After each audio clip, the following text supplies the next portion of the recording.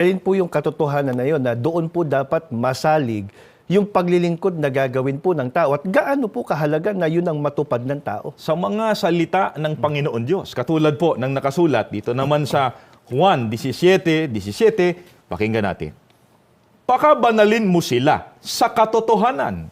Ang salita mo'y katotohanan. Kaya mga kaibigan, kapag ka ang tao maglilingkod sa Diyos, hindi ang dapat panghawakan ay ang sarili lamang niyang opinyon, paniniwala, at palagay. Ang dapat nating tanggapin ay ang katotohanan o ang sinasabi sa atin ng mga salita ng Diyos na nakasulat po sa Biblia. Kaya nga kung paanong mahalaga, kapatid na ron, na ang tao sumasampalataya, dapat niyang tiyakin na yung pananampalatayang yon, laki pa niya ng gawa sa pamamagitan ng paglilingkod sa Panginoong Diyos na nakasalig sa katotohanan. Hindi nga po doon sa sinasabi na doon sa kanilang sariling pamamaraan, sa kanilang opinion o palagay.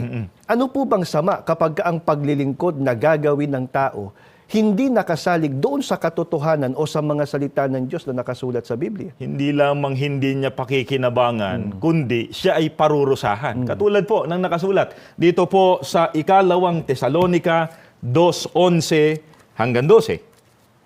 Sapagkat hindi nila tinanggap ang katotohanan, ipinaubaya ng Diyos na sila'y malinlang ng espiritu ng kamalian at papaniwalain sa kasinungalingan, upang maparusahan ang lahat ng pumili sa kasamaan sa halip na tumanggap sa katotohanan.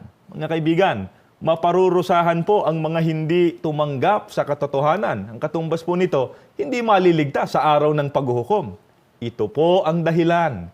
Kaya inaanyayahan po namin kayo na makinig at magsuri pa. Dapat nating tiyakin kung ang ating isinasagawang paglilingkod nakasalig sa katotohanan upang tanggapin ng Panginoon Diyos, maligtas tayo sa parusa pagdating ng araw ng paghuhukom.